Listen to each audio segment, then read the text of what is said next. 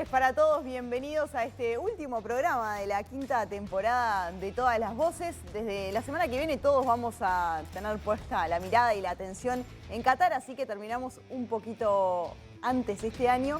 Pero hoy les proponemos hacer un repaso, porque este 2022 dejó mucha tela para cortar y también vamos a analizar lo que se viene en el próximo 2023. Y tenemos dos pesos pesados del Parlamento, no por el peso propiamente dicho, por el peso político que tienen en el oficialismo y en la oposición a nivel del Parlamento. Vamos a ver un informe de Disparador que ya presenta a nuestros invitados de esta noche. El próximo domingo comienza el Mundial en Qatar y por un mes el fútbol pasa a dominar la agenda de los medios y el interés de la opinión pública. Cuando el campeón levante la copa, Papá Noel comenzará a envolver los regalos y al año ya no le quedará nada. ¿Qué pasó en este 2022? Primer año de gestión sin el efecto de la pandemia. El gobierno apretó el acelerador y puso sobre la mesa dos reformas, la educativa y jubilatoria. La oposición las rechaza. ¿Llegarán ambos proyectos a buen puerto? Fue un año movido para el gobierno. Los casos Marcet y Astesiano demandaron energía y permitieron que la oposición pasara a la ofensiva. Termina el año y termina Todas las Voces. Por eso, en este último programa invitamos a dos pesos pesados del Parlamento, Gustavo Penades y Alejandro Sánchez, para debatir sobre lo que pasó y lo que vendrá. Bueno, vamos a darles la bienvenida. Penades, buenas noches. Un gusto estar con ustedes. Bienvenido. Pacha Sánchez. Bueno, buenas noches, un gustazo estar acá. Y a todo el panel, buenas noches, bienvenidos a este último programa, a disfrutarlo. Vamos a comenzar por un panorama general, si les parece, ¿no? Decíamos, bueno, este 2022 deja mucha tela para cortar, han habido varios temas destacados, después nos vamos a ir metiendo en cada uno de ellos, pero primero un panorama general. ¿Cómo evalúa, Penades, usted de la gestión del gobierno en este 2022? Bueno, este ha sido un año muy movidito, ¿no? Como se decía en la presentación. Yo creo que la presentación omite quizás una de las cosas más importantes, que es la ratificación por parte de la población de la ley de urgente consideración.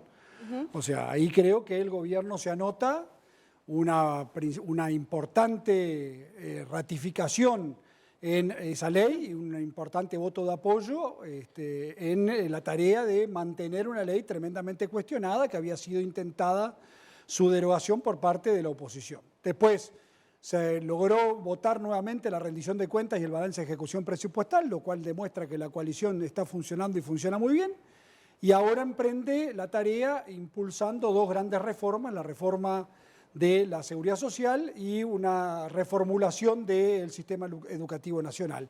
Los dos grandes problemas que se vienen acarreando desde hace muchísimos años, que no tuvieron solución en administraciones anteriores y que el gobierno de coalición pretende, en lo que queda de este gobierno, poder implementar los primeros pasos de dos reformas imprescindibles, en la que estamos todos de acuerdo que se deben de realizar, pero en la que parecería ser no nos vamos a poner de acuerdo en su contenido. Pasando en limpio, ratificación de la LUC, funcionamiento de la coalición y las dos reformas que se vienen. Resumen, a grandes líneas. Textual. Pacha Sánchez. Bueno, es verdad que ha sido un año muy movido. Es un año que comenzó con un proceso electoral, que terminó ratificando en definitiva los 135 artículos que estaban impugnados, pero que terminamos una elección que quedó más o menos en dos mitades, aproximadamente, una mitad un poco mayor, que es la que le da al gobierno la posibilidad de que se mantengan esos artículos. Pero bueno, es el año donde salimos de la pandemia y donde quizás la principal preocupación estaba centrada, o teníamos todos una enorme preocupación, miedo de qué es lo que sucedía, y eso ocupaba, diría yo, el primer punto de preocupación de cualquier persona, compatriota, uruguayo, periodista y del sistema político en general, ¿no? El hecho de ir saliendo paulatinamente de la pandemia en términos políticos empezó a poner arriba de la mesa otros problemas que tiene el país en términos de ingresos, del acceso al empleo, el tema de los salarios. Es decir, tenemos una economía que crece, una economía que se ha despegado pero que no reparte, ¿no? Y en ese proceso tenemos una situación donde todavía hoy tenemos 70.000 pobres más, 70.000 personas que todavía están bajo la línea de pobreza, que son más de las que estaban en el 2019, ¿no? Y ahí hay, diría yo, un debe importante porque no hemos logrado, en definitiva, la política económica no ha permitido distribuir en parte el crecimiento económico, ¿no?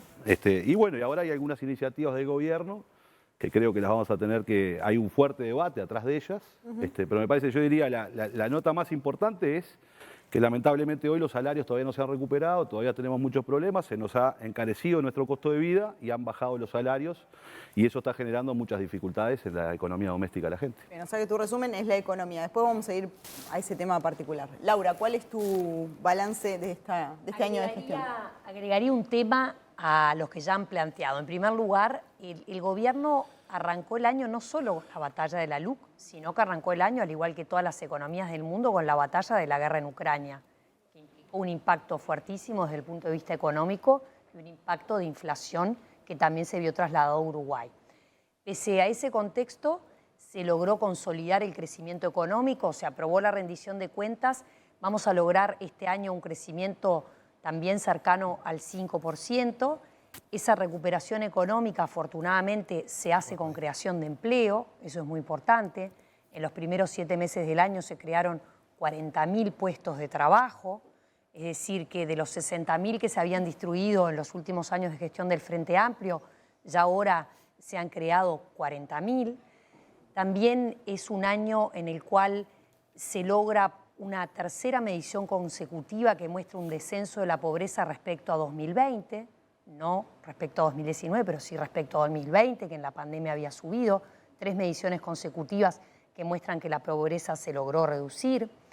Un año en el cual esta recuperación del empleo entusiasma porque viene acompañada de proyectos que me parece que son bastante diferenciadores de lo que está captando Uruguay respecto a sus vecinos. Proyectos en materia audiovisual, en materia de innovación, la instalación de Google, de Microsoft, de Meta, que es la empresa, es Facebook, y que muestran que el país está capturando esas inversiones porque está con muy buena imagen de cómo nos mantuvimos en estos 2 años y también estamos con un posicionamiento internacional muy positivo en cuanto a riesgo país.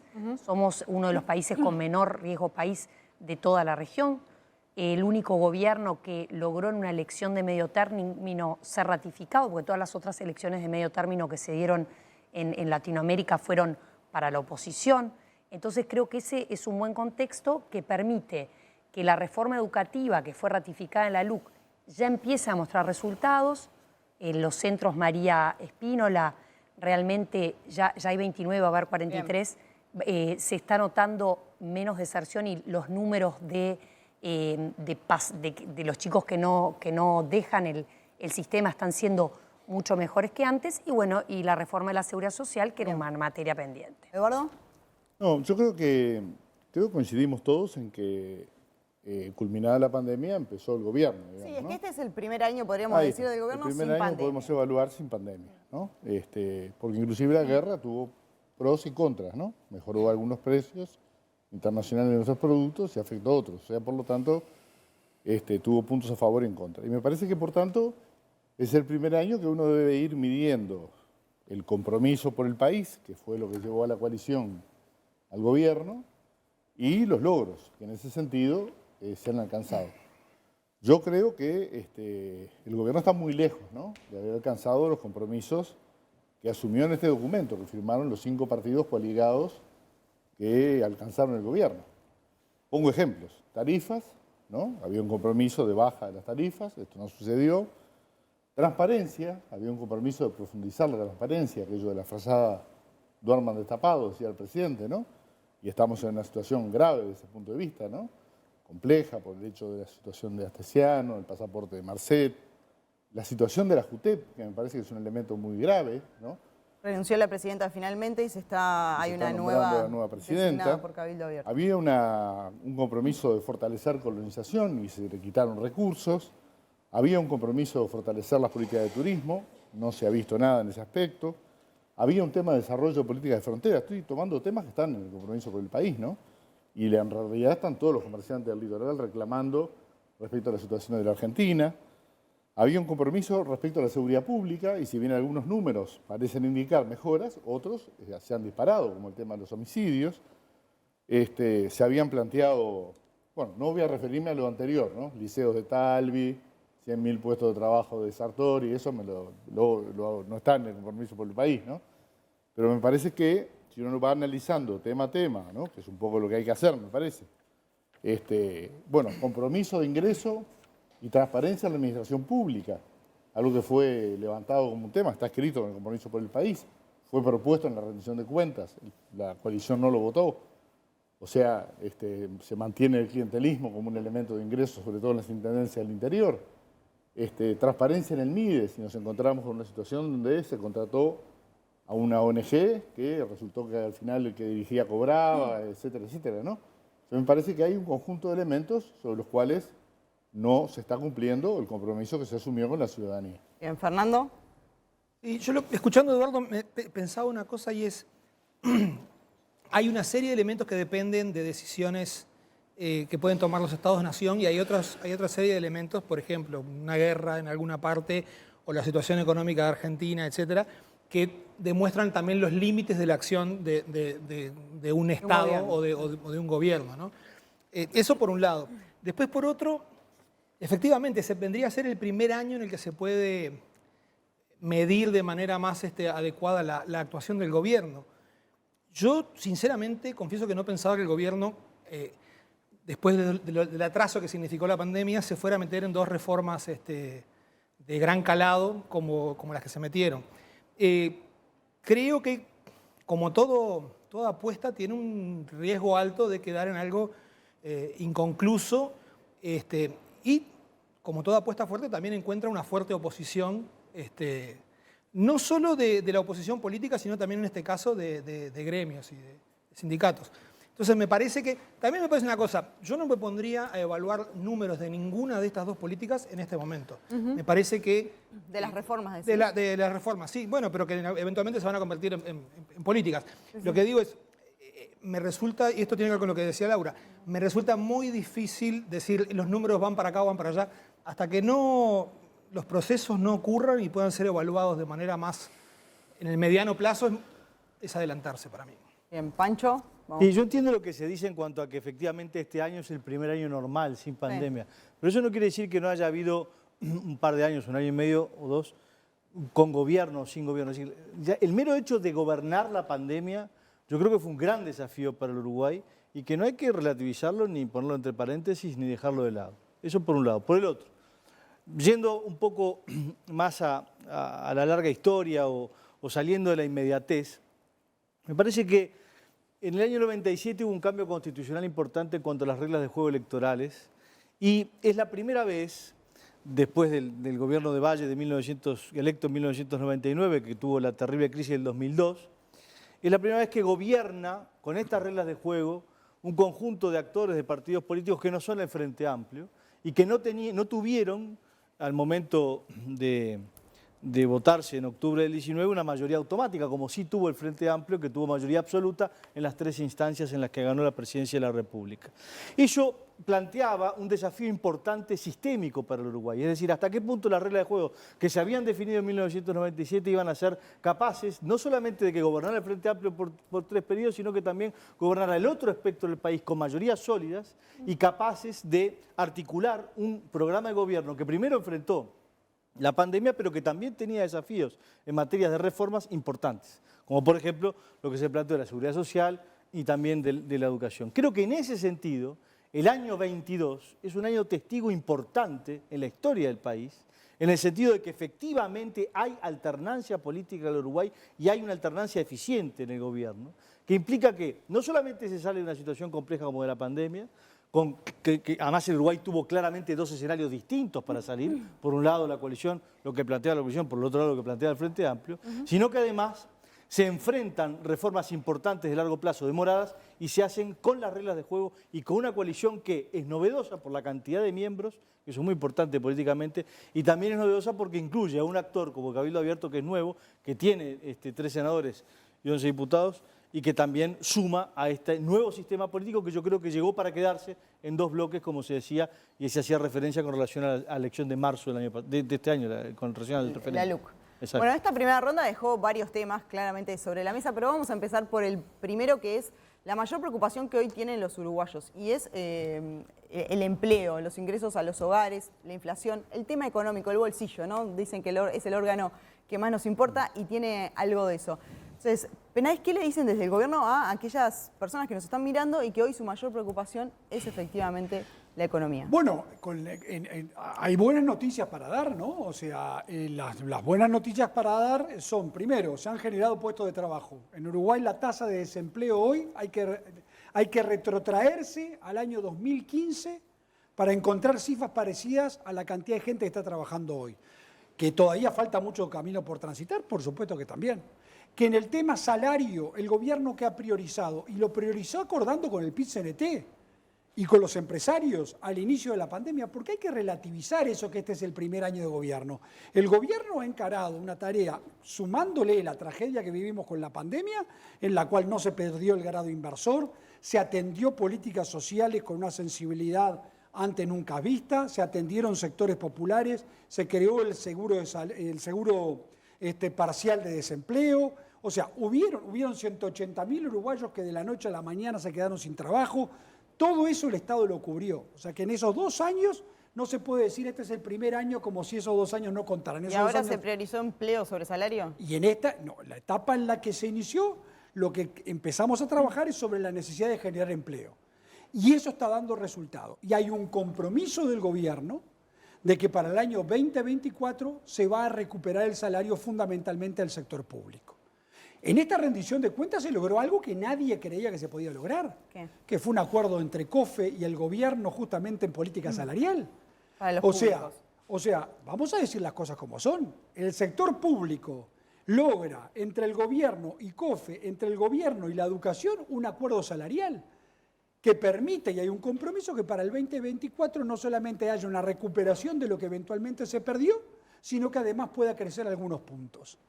Y de eso parecería ser que nadie habla. O sea, los sindicatos que tanto enfrentamiento nos están haciendo sobre otros temas, sobre el salario ya no hablan porque eso se acordó. Y a eso le tenemos que sumar que se está tratando y se está promoviendo lo más que se puede la reactivación del sector privado para tratar de ser el que logre poder captar la mayor cantidad de empleo. Hoy, por ejemplo, se están batiendo récords en la cantidad de gente que está trabajando en la construcción. Hay que retrotraerse muchísimos años para atrás para encontrar la misma cantidad de gente que hoy se está trabajando. Que por supuesto tiene Hay que ver hasta cuánto dura. Bueno, está bien. Bueno, sí, pero con esa visión hasta cuánto dura todo. Pero lo que tenemos que darnos cuenta es que hoy, ante los que dicen que todo está mal, yo digo, no todo está bien, pero sí todo está mucho mejor que hace un tiempo atrás. ¿Por qué desde la oposición dicen que el crecimiento que hemos tenido, que es verdad, porque después de la pandemia estábamos muy abajo y hay un crecimiento lógico, no se ha derramado? Bueno, por la situación por la que están atravesando diversos sectores del país. Primero, en la construcción es cierto que hay un buen nivel de empleo, pero que ese nivel de empleo de la construcción, lo dice la propia Cámara de la Construcción, ¿no? Está en riesgo justamente porque no hay iniciativas de gobierno en términos de inversión pública. No hay grandes iniciativas en ese sentido y lo que está sosteniendo el empleo de la construcción es la construcción de UPM y el ferrocarril, y no hay nuevas obras en ese sentido, y ahí hay una situación de riesgo. Hay una situación de riesgo en el sector de la granja, que incrementó su endeudamiento en un 45%, y que en definitiva el gobierno no está logrando asistir. Y esto se debe a una situación primero de incremento de costos del sector de la granja, que se debe al incremento de los combustibles, el incremento de los insumos, sumado a esto la caída de salario de los uruguayos que ha bajado el consumo.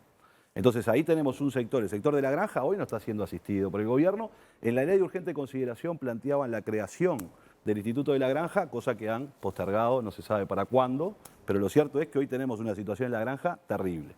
Con respecto a colonización, bueno, los sectores rurales más de pequeños productores familiares se han encontrado con una situación de un recorte brutal a colonización, en donde en lo que va del periodo de gobierno solo ha comprado algunas poquitas hectáreas y el acceso a la tierra se ha visto menguado. En términos generales, los trabajadores han perdido ingresos. Hoy tenemos 29.000 puestos de trabajo más que en el año 2019.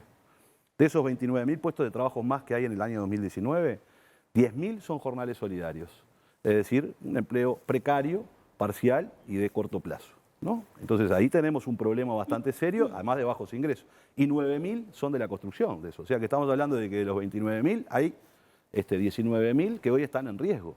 Pero además de esto, tanto las jubilaciones como las pensiones y los salarios han caído y la gente hoy tiene un problema cuando llega a fin de mes y mira la heladera a ver si la puede llenar o no. Se ha aumentado el endeudamiento de los uruguayos. Entonces, estas dificultades que están arriba de la mesa, que el gobierno ha hecho un conjunto de anuncios, pero esos anuncios no han sido solo anuncios. Yo podría decir, el señor presidente de la República, el 1 de marzo nos dijo que iba a generar inversiones de infraestructura en los pueblos del interior de más de 2.000 personas. Que eso iba a implicar una inversión de $1.000 millones, ¿verdad? Luego, después fue a un centro, al Centro de Desarrollo, al CED, ¿verdad? Y ahí insistió en que iba a llegar a 120 pueblos. Esto lo dijo en la Asamblea General el presidente de la República. Bueno, ¿saben cuántos proyectos se están desarrollando de estos 120 pueblos que se iban a hacer y de la inversión de $1.000 millones? 4. Entonces... A ver, el senador Sánchez trata de generar a través de los adjetivos calificativos, terrible, horrible, lo que no puede justificar en los hechos. Cuando empecemos por lo último que acaba de decir, él y yo lo sabemos, es la implementación de una serie de... Primero, se están batiendo récord en inversión en infraestructura vial. En el Uruguay se invierten $2,5 millones por día en mejora de rutas, carreteras y puentes. No va a haber una sola ruta. ¿Pero eso está por fuera del ferrocarril central? Eso está por fuera del ferrocarril central. No va a haber una sola ruta, no va a haber una sola ruta en el país que no esté pavimentada al finalizar esta administración. Después de eso vayamos a las inversiones a las que hace referencia. Esas inversiones se están haciendo y están asociadas fundamentalmente a un programa que está llevando adelante OCE, que es fundamentalmente llevar saneamiento al interior del país. OCE tiene 2 grandes programas, uno de saneamiento y otro la construcción de una planta potabilizadora en la zona del Río de la Plata, a las orillas del río Cufré. Y entonces, exactamente. O sea, todo eso se está implementando. Entonces, lo que parecería ser que, y después de lo que dice es, hay la eventualidad que caigan los empleos que hoy están teniendo. Puede haber esa eventualidad o puede que no. La realidad hoy es que hay más uruguayos trabajando de lo que había en el año 2019. Y eso me parece que es incontrastable. Sobre la pérdida del salario real, es cierto en algunos sectores que la ha habido, y lo reconocemos, pero también es cierto que se han generado nuevos empleos y, por tanto, si usted va a los estudios del INE, los mismos estudios del INE dicen que en realidad el ingreso de los hogares no ha caído. ¿Y no ha caído como producto de qué? En realidad no ha caído no porque haya crecido el salario, sino porque hoy hay más gente trabajando que hace 1 año o 2 años atrás. El ingreso de los hogares cayó, Gustavo. Pero de 120 pueblos a 4 hay una distancia enorme en términos de las proyecciones de lo que se está invirtiendo.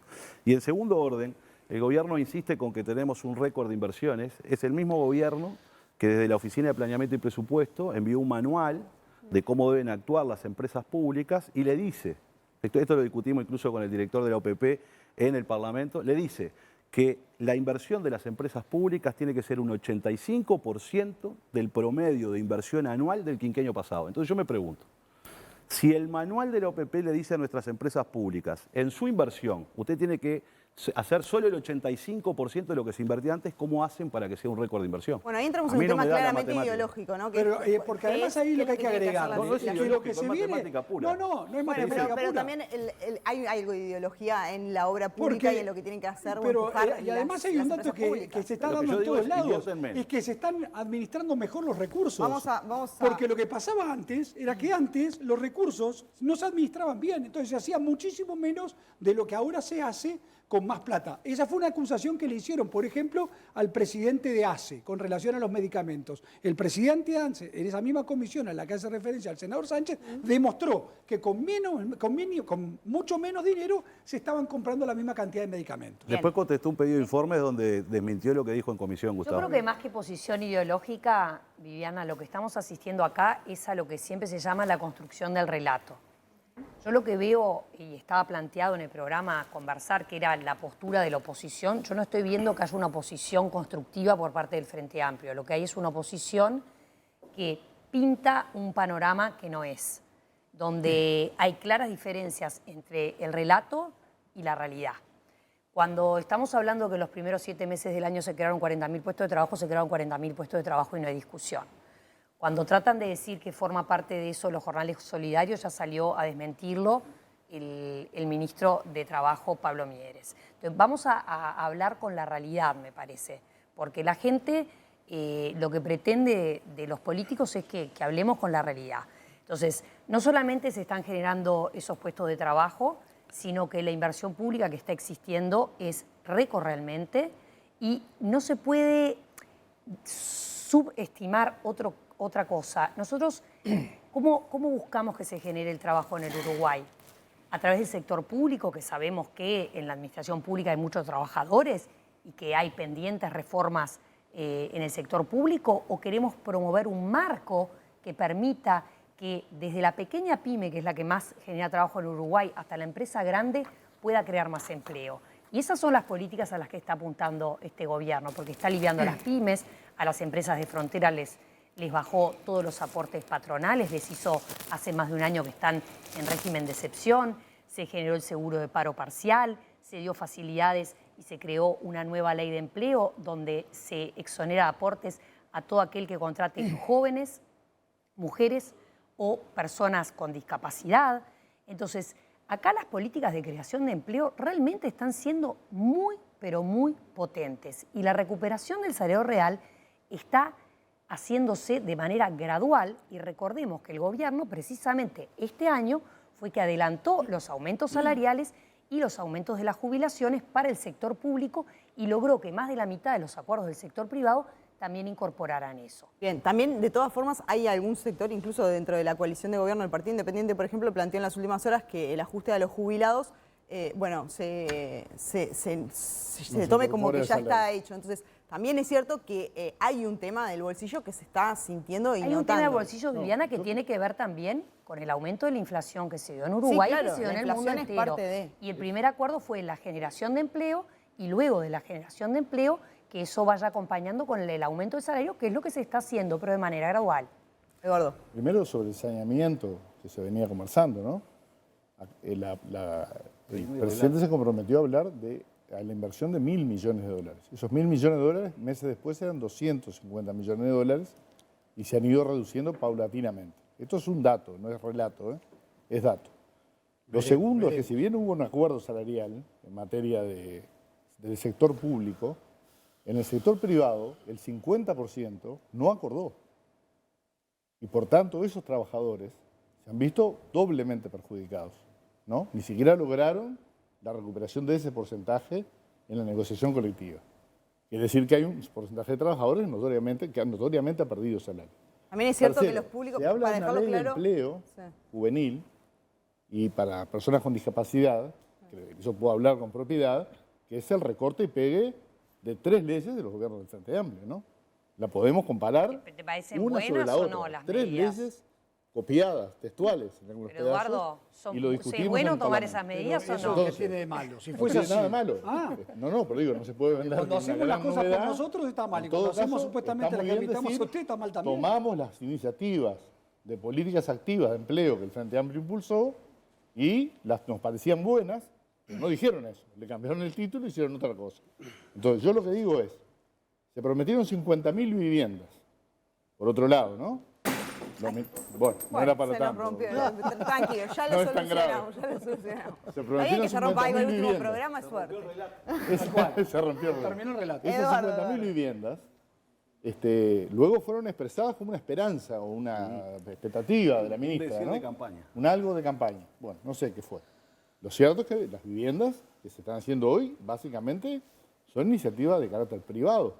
Y ojalá Pero en el absorban Parlamento el proyecto de porcentaje de fideicomiso para las pérdida de viviendas, puestos de trabajo en Eduardo. la construcción que se van a perder, no hipotéticamente, seguramente, porque ya UPM está recortando porque hay un proceso natural, que es que la obra civil está terminando y el ferrocarril central se espera termine en el primer trimestre. Entonces, no hay relato, hay un conjunto de hechos. Yo ojalá, creo además que hay una inversión fuerte argentina en el sector vivienda, me parece que esto es claro, y ojalá eso logre compensar la pérdida de puestos de trabajo que se va a generar en el sector de UPM y demás, que son 2 proyectos que vienen del gobierno del Frente Amplio y que en su momento fueron duramente criticados por la oposición. Sí, sí, siguen siendo muy criticados por la oposición. Y siguen siendo muy Sí, criticados. por la Perdón, pero pésima aclaremos negociación. algo en el tema vivienda. Este gobierno logró crear un fideicomiso para generar $200 millones para atender la situación ¿Y de la los plata de asentamientos colonización? irregulares, y es un fondo que ustedes no quisieron votar, porque el Frente Amplio no lo votó. Es el dinero ¿No? que ustedes se Pero es lo que- comprometieron a poner en colonización, no pusieron. De ninguna manera. Está acá.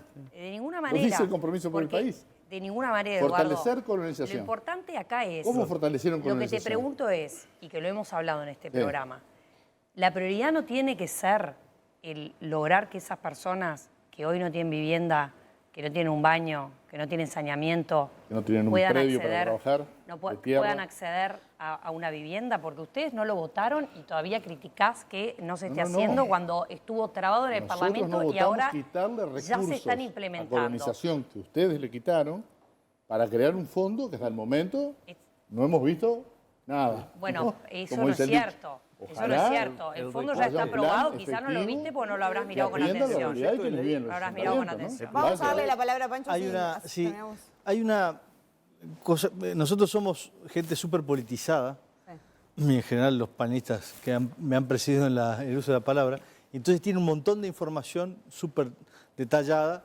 que por supuesto puede llegar a abrumar a veces porque efectivamente es muy detallada y muy concreta en cuanto a la realidad de las cosas. Ahora bien, si salimos de esa hiperpolitización, hay una realidad que los uruguayos manejan perfectamente, con mucha claridad. Hoy en día, en noviembre del 2022, criticar cosas que no se llevaron adelante en cuanto a gastos, en cuanto a inversiones, y que se pusieron de acuerdo en el año 19 para llevarlas adelante, omite que durante 2 años no solamente cambió la economía del Uruguay, sino cambió la economía del mundo entero. Es decir, las ideas que se podían tener, sean cuales fueren ellas, en el año 2019, tienen que haber cambiado para el año 2022 después de una pandemia internacional como la que se vivió. Y si nos vamos a la región, hay, por ejemplo, el caso chileno pasó de 2% de inflación a 9-10% de inflación, pero no tiene el sistema de indexación que tenemos nosotros, por ejemplo. El caso argentino también es evidente y es mucho más cercano. 40% de los argentinos están por debajo de la línea de pobreza.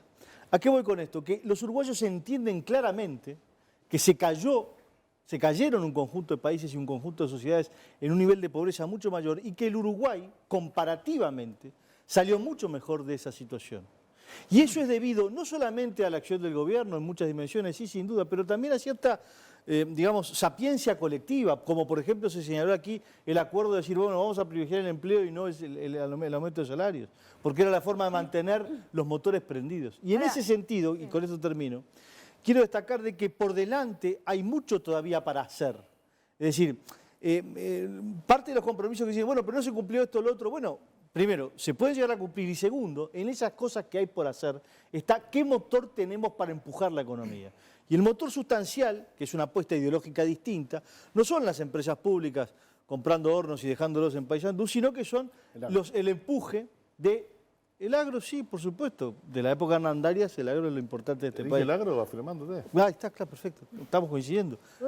Es un milagro. Una vez es un milagro. No, y las exportaciones con Tengo una relación al mundo. pregunta, tengo una El pregunta. milagro también existe. La gente también, la gente más allá de lo informada y politizada que también nos dice, bueno, antes me decían que era la crisis de Europa, ahora me hablan de la guerra en Ucrania. ¿Y mi bolsillo para Pero cuándo? está bien, pero la gente sabe que hubo una pandemia y que se cayó medio mundo. ¿Vos? Pará, o sea, no viven en un tupper. Ahora, lo cual no quiere decir que no sufran. Pará, lo cual no quiere decir que no se haya sufrido aquí también. Se sufrió, por supuesto que sí. Pero también se dan cuenta, viendo a Argentina sin ir más lejos, que estamos mucho mejor que los vecinos. Lo cual no quiere decir que nos falte por delante cosas. Sí, está bien. Pero pará. O sea, estamos comparativamente mucho mejor que otros. Fernando. A mí, Yo tengo un puntito nada más porque Dale. se refiere a esto. Cuando yo hablo de el saneamiento de los pueblos, no estoy haciendo referencia al 19, estoy haciendo referencia al 22, discurso del señor presidente de la República a la Asamblea.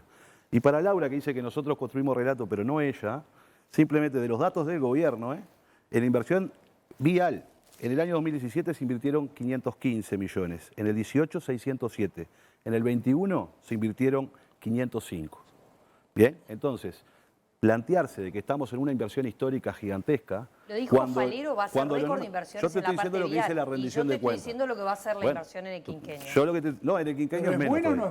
es buena? No, pero es Y menos. es importante, pero es menos. pero es bueno o no Es buena. menos. Y es importante y genera Es menos. empleo o no. Pero y es esa la noticia. Pero yo, entonces, eso, no, la noticia es Lo demás- no poder construir el relato, es decir, estamos en la inversión histórica más grande cuando no lo es. El relato lo construís cuando decís Cuando no es lo es. toda una tragedia, No, está no, todo yo terrible. no dije una tragedia. La Segundo. adjetivización de Yo no he cuestiones dicho que no... ninguna tragedia. Estoy dando Permanentemente, datos lo- de la sí, rendición lo de dicen de cuentas. frente Datos que están en los cuadros de la rendición de cuentas. Lo hace el gobierno los datos. No lo hago El yo. proyecto, el problema está que el senador En Nueva Sánchez Palmira, habla de en un... Nueva Palmira la inversión de los puertos una rebaja de la inversión del puerto de Nueva Palmira del 94%.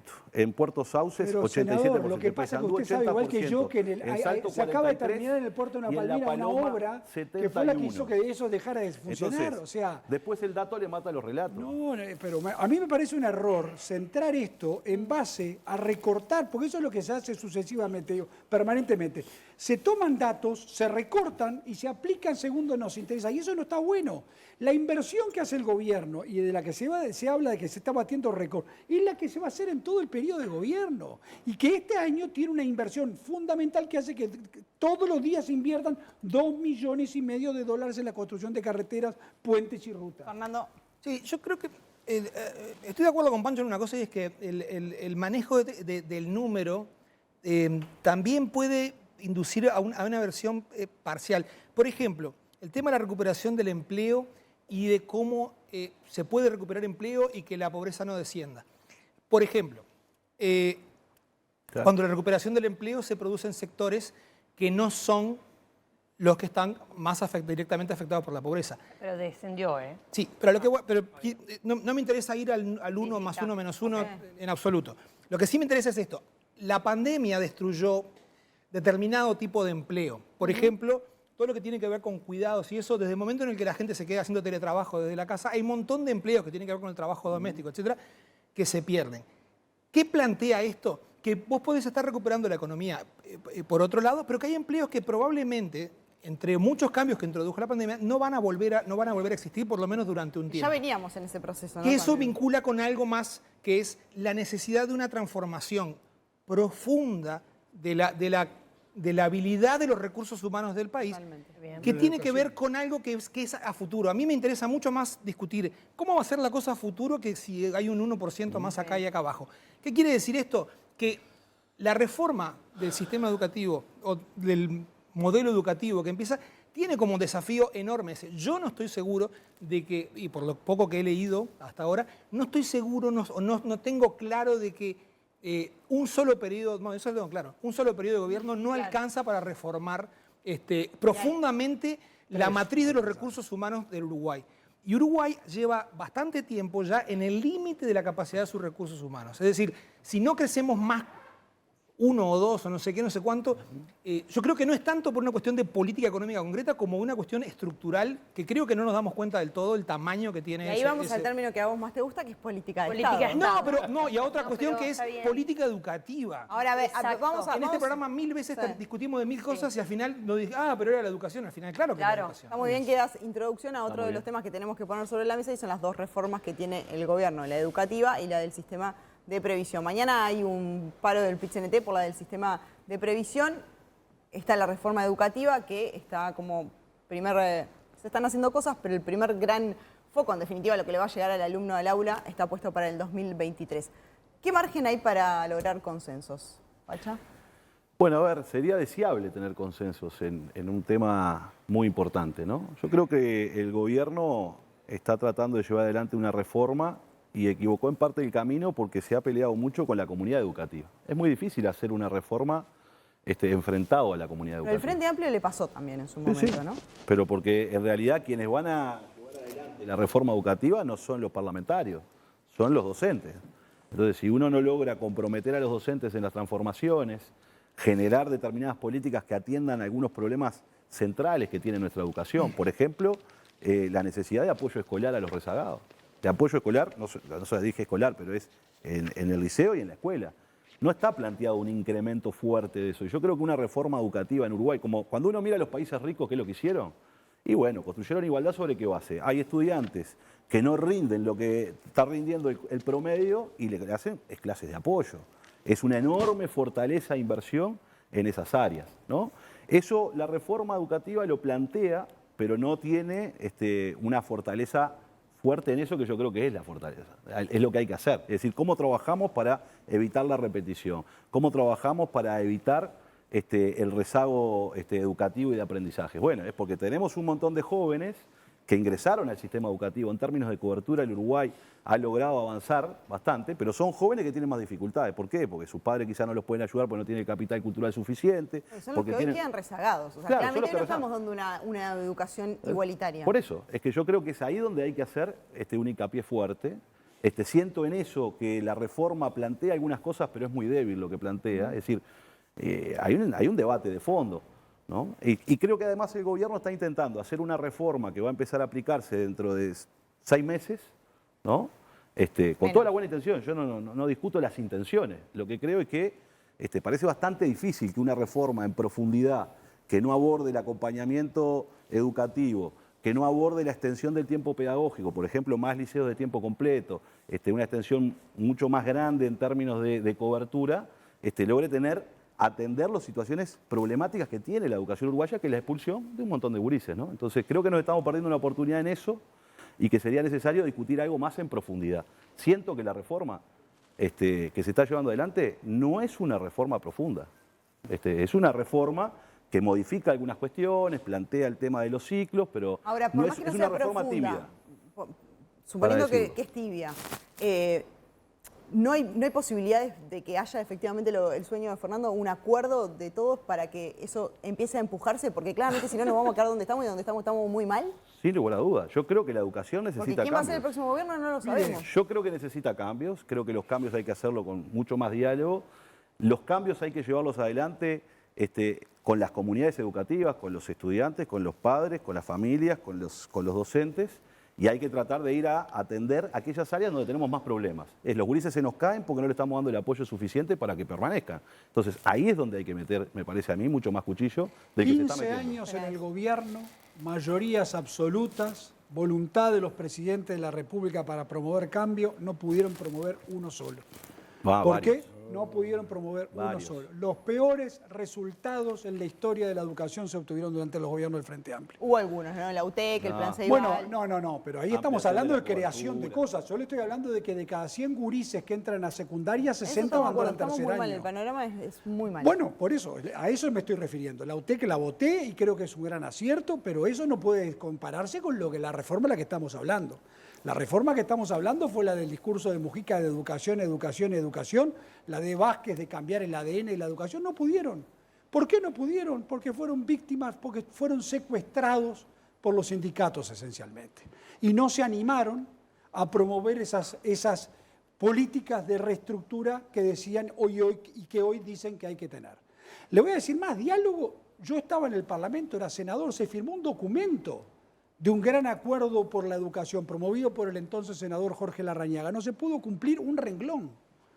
Le votamos porque es innegable que durante los gobiernos del Frente Amplio se mejoró el presupuesto de la educación. Eso es innegable. Sí. Lo que no se puede dejar de demostrar que se obtuvieron los peores resultados.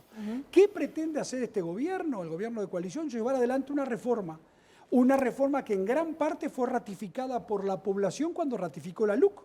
Porque muchos artículos que querían ser derogados estaban asociados con la reforma, fueron ratificados por la LUC. Y en ese sentido se han llevado adelante políticas de diálogo con todo el mundo. Lo que pasa, digamos las cosas como son, es que hay un sector del cuerpo docente, ni todos ni la mayoría, un sector que no quiere ningún cambio. Porque si no, la pregunta que habría que hacerse es, bueno, perfecto, esto no está bueno, esto no sirve. ¿Qué es lo que proponen a cambio? Ahora, usted y a mismo cambio no se propone nada. Usted mismo acaba de decir que ese sector es el que en su momento, según usted dijo, bloqueó esta reforma en los gobiernos del Frente Amplio. ¿Qué va a hacer el gobierno con eso? Los va a llevar para adelante, como lo está llevando. La reforma educativa se va a llevar adelante porque la necesitan ¿quiénes? Los jóvenes. Los gurises y las gurisas de los sectores más desposeídos, de los menos privilegiados.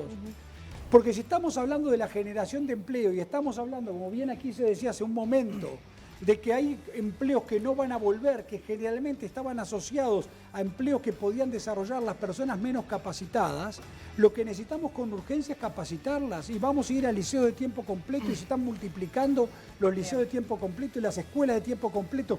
Pero hay una voluntad política de seguir hacia adelante, que es lo que faltó.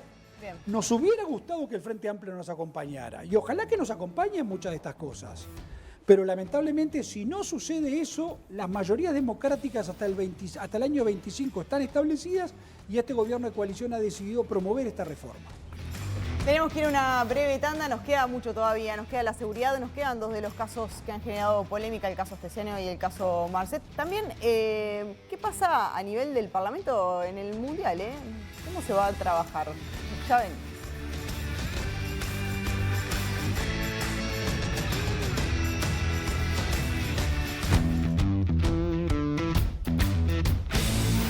Seguimos en Todas las Voces, estamos en nuestro último programa de esta quinta temporada y tenemos un debate repasando lo que nos ha dejado este 2022 y también un poco de lo que se viene en el 2023. Estábamos hablando de las dos reformas que están sobre la mesa por parte del gobierno, la reforma previsional, la reforma educativa. Vamos a darle cierre a este tema para después pasar a la seguridad. Pancho, arranco contigo.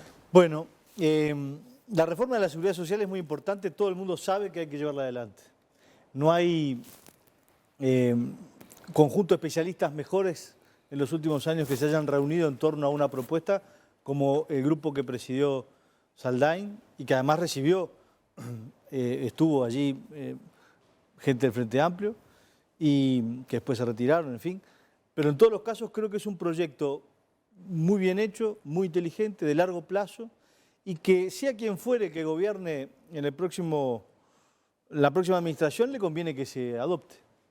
Entonces creo que sería muy bueno que hubiera una actitud un poco más, digamos, de mirada larga, podría decir patriótica, pero sería pelear, y decir, bueno, vamos a... ¿Pelear con quién?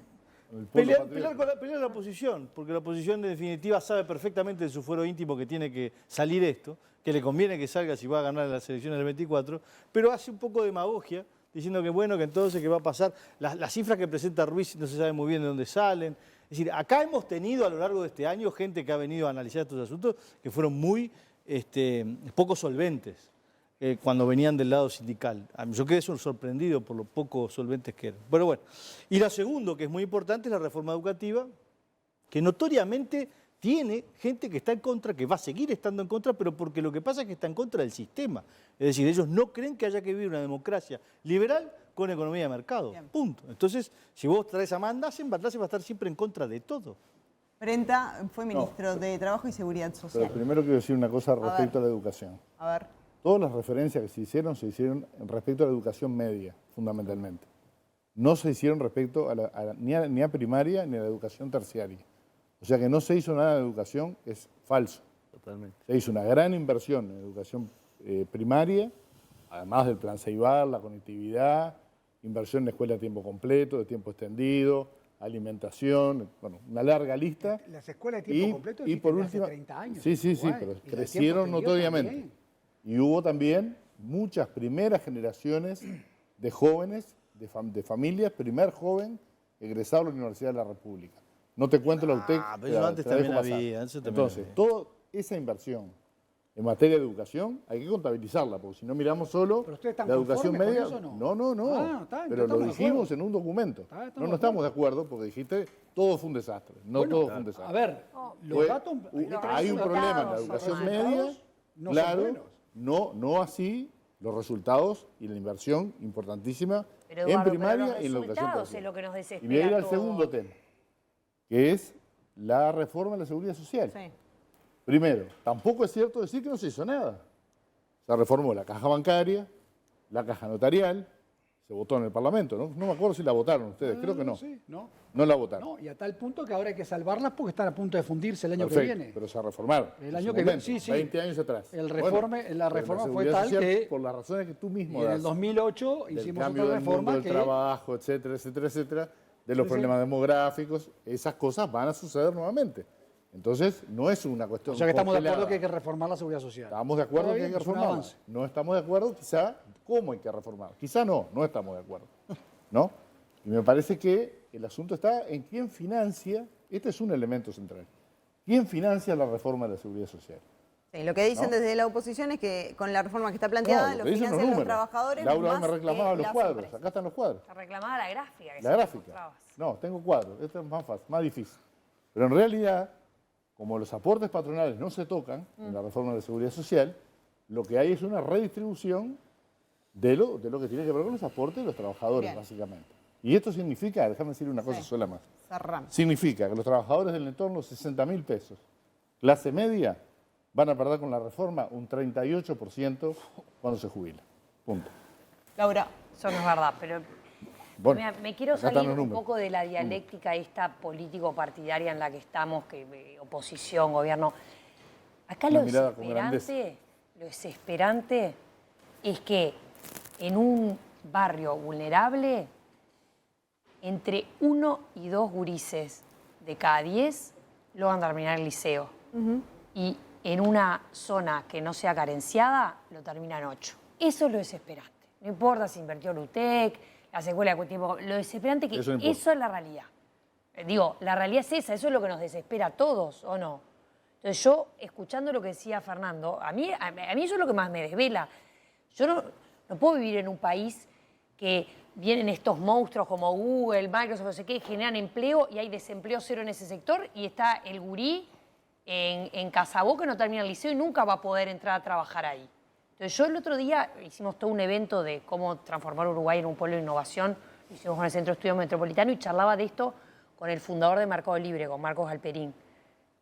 Y le decía, che, es cuando contratan gente, ¿qué buscan? ¿Qué es lo que buscas en un joven cuando lo vas a contratar? ¿Buscas que sepa tecnología? El tipo fue tan claro, me dijo, mira Laura, la tecnología cambia por segundo, por minuto. Lo que nosotros buscamos es gente que tenga bien desarrolladas sus competencias. Y ahí me voy a lo que es parte fundamental de esta reforma educativa, que es, se hizo un cambio curricular para que en el centro esté el desarrollo de competencias, que los gurises terminen el liceo con otras herramientas que son de retención, con competencias desarrolladas, que a mí me gustaría leérselas rapidísimo: comunicación, desarrollo de pensamiento científico, pensamiento crítico, computacional, metacognición, capacidad intrapersonal, relacionarte con otro, ciudadanía global. Entonces, me parece fundamental que nos salgamos del tema político un minuto y que digamos, esta reforma, que ya está corriendo, ¿no? Porque en realidad ya está aprobada y ya se está implementando, no sigamos criticándola, vamos a hacerla, a ver si tenemos resultados una vez por todas. Dejen hacerla. Y si no, están las urnas en... ¿Me permitís? No sé. Claro. Tiene todo el derecho el gobierno de hacerla. Acá nadie está cuestionando eso. Y es más, las competencias que acaba de dar Laura a mí me parece que son muy buenas. Acá lo que pasa es que el gobierno a veces siente, y Laura es parte del gobierno, siente que cualquier crítica es una especie de ataque brutal. Y no lo es, porque el problema de la educación es gravísimo. Y es gravísimo que los gurises de los asentamientos no terminen el liceo. Es gravísimo. Y estamos muy mal. Y el Frente Amplio gobernó y los números no son buenos en educación. Eran mejores de lo que había antes. En la década del 90, el egreso de secundaria era 23%. En la década del 2000, el egreso de secundaria, ¿verdad?, era de 28%. En la década, en el 2019, el egreso de secundaria era de 42%. Es malo, es mejor de lo que había antes. Entonces decir que todo está mal o todo lo que se hizo antes es horrible, no es el camino. No, el punto es cómo miramos para adelante. Entonces, en este sentido, yo creo que un eje central, primero que estoy convencido, porque además no solo estoy convencido yo, porque se convenció el Pacha. Cuando uno mira la reforma que hicieron los noruegos, la reforma que hicieron los finlandeses, ¿en dónde estuvo el énfasis? Sí, en las competencias, por supuesto, en el apoyo escolar, porque tenemos un problema. Eso se va a duplicar. Cuando uno, en la reforma está planteado, yo creo que está planteado tímidamente, y hay que ir a un esfuerzo mucho mayor, porque el gran drama, te voy a poner un ejemplo. Los gurises del MPP se les ocurrió una idea y la empezaron a hacer, y la desarrollaron, que es ayudar gurises que tienen que dar exámenes, ¿verdad? Y los padres no tienen recursos para contratar un alumno, un profesor particular, ¿no? Hicieron clases de apoyo, se sumaron un montón de docentes, más de 80 docentes de manera voluntaria, que yo no sé ni lo que votan, ni lo que hacen, porque a nadie se le pregunta nada, esto es abierto y la gente va ahí. Esos gurises que estuvieron a clase de apoyo con otros gurises que son estudiantes universitarios, que lo ayudan en algo, casi el 90% aprobó el examen. Pero escúchame. Y lo que terminó demostrando, permíteme, lo que termina demostrando eso, que es una cosita pequeña, ¿no?, que hacen los gurises de la 609 para decir, bueno, ¿cómo aporto yo a esto? Lo que termina optando es que uno de los grandes obstáculos en el rezago de aprendizaje es el acompañamiento. Y para eso hay que fortalecer los maestros comunitarios, para eso hay que fortalecer el apoyo de pares, para eso hay que fortalecer el sistema de becas, para eso hay que fortalecer justamente un conjunto de dispositivos, que la reforma lo plantea. Yo creo que es muy tímido como para poder avanzar en lo que hay que avanzar. Pero bienvenido si sea la el debate reforma, de fondo si la en reforma términos de lo contenido. plantea, se mejora todo lo que vos estás diciendo. Ponés el ejemplo del MP. Yo te podría poner el ejemplo también de liceos, el jubilar, que están ubicados en zonas de contexto crítico y que obtienen resultados fantásticos en comparación a liceos que lamentablemente no tienen esos resultados desde el sector público. Yo no quiero responsabilizar a nadie. Me crié en ese barrio, Yo no quiero responsabilizar a nadie. Lo que quiero decir es que lo que no hay es voluntad, no había y no hay es voluntad de acompañar los cambios. Nosotros estamos decididos a hacerlos. Que nos encantaría que todo el sector de la comunidad educativa nos acompañara, ni que hablar, nos acompaña una cantidad enorme. Hemos llegado, yo conozco testimonios de docentes que dicen que te piden por favor que no pongas el nombre de ellos que están trabajando en la elaboración de los planes, porque si no son señalados y casi que como que excomulgados por parte de algunos dirigentes sindicales. En ese clima no se puede trabajar. Ahora, que nosotros queremos hacer eso y que tenemos la voluntad, y ojalá que lo pudiéramos hacer entre todos, porque tenemos un problema gravísimo ahí. Vamos a ver un auspicio y seguimos con el debate. Más de 15 años de experiencia, con 4 clínicas estéticas en Montevideo y Punta del Este, avalan nuestra historia. Somos Skincare. Construimos tu mejor versión. No, yo quería señalar Fernando, breve punteo sobre esto que se viene hablando. Tengo muchos temas afuera todavía. Pero así no, que me son 3, 4 cositas, son muy breves. Lo primero, la mayor parte de la discusión hasta ahora en el tema educativo se ha venido siendo sobre la gobernanza del sistema y no tanto sobre el desarrollo. No hay ninguna contradicción aparte entre competencias y contenidos. O sea, eso es una especie como de tótem que se levantó en el mundo de la pedagogía hace un par de décadas y no hay ninguna contradicción. Vos tenés que saber competencias, pero también tenés que saber contenidos. Claro. Si no, las competencias son un cascarón hueco. Claro. Ya dije una de las cosas. Lo siguiente, el Pacha mencionaba que para avanzar de forma más estructurada y más rica y más diversa, hace falta dialogar con las comunidades educativas. Bueno, yo lo que digo es que la comunidad educativa no equivale a sindicato. No es lo mismo. Comunidades educativas pueden ser muchas cosas, pero sindicatos tienen un leitmotiv y tienen una razón de ser que es la de defender los intereses corporativos de quienes pertenecen a la corporación. Claro. Entonces, yo creo que una cosa son comunidades educativas y otra cosa sindicatos. Una cosa más. En su libro La Segunda Reforma, Pablo da Silveira, una de las cuestiones que le criticaba a Rama era precisamente haber lanzado una reforma de arriba a abajo. Yo creo que de alguna forma se está cayendo de vuelta en ese mismo error. No estoy diciendo que sea una cuestión en la que se esté cayendo por capricho o por... yo creo que el problema en el que Uruguay viene como en loop o como repitiendo es ese. ¿Por qué salió el plan Ceibal? Y porque generaron una estructura en paralelo en la cual el plan pudo salir. ¿Y se comprobó que el plan era bueno? Sí. ¿Ahora todo el mundo lo aplaude? Claro. Como pasó con las escuelas de tiempo completo. Ah, Rama es una rata, ¿cómo escuela de tiempo completo? Después al final las adopta el Frente Amplio y todo el mundo le dice, ¿qué quiere decir con esto? Que si no avanzás y si no experimentás y si no haces la prueba... Yo una cosa que veía en España, que me decía, pero estos tipos están todo el tiempo cambiando las cosas, ¿no? Todo el tiempo promueven cosas y después las cambian. Bueno, Uruguay le pasa un poco al revés. Cuesta un disparate moverse de lo que ya está establecido. Inclusive cuando eso que está establecido deja a 8 de cada 10 pibes de los sectores más vulnerables condenados a hacer unos trabajos que capaz que dentro de 5 años ni siquiera existen. Bien. Eso para mí es el centro del tema. Hay dos temas que este año fueron complicados para el gobierno, que han estado en el tapete y han generado polémica, y son de esos temas que entendemos todos, ¿no? El pasaporte al narcotraficante Sebastián Marcet y el caso del ex custodio presidencial. ¿Cómo creen que va? Me toca a mí primera vuelta. ¿Qué va a afectar? Claro. ¿Cómo creen Siempre que va a mí primero. Igual. Está bien. Es gobierno. No, por supuesto que sí. Con mucho gusto y lo hacemos bien. A ver, afectar, ¿era mejor que no hubiera sucedido? Chocolate por la noticia. Hubiera sido mucho mejor que hubiera sucedido. Separemos los tantos. El tema de Marcet fue un tema en el cual se procedió de acuerdo a derecho, se cumplieron con todas las normas y se le entregó un pasaporte a un ciudadano que luego, que en el momento de entregarse no había una sola requisitoria de carácter internacional contra esa persona.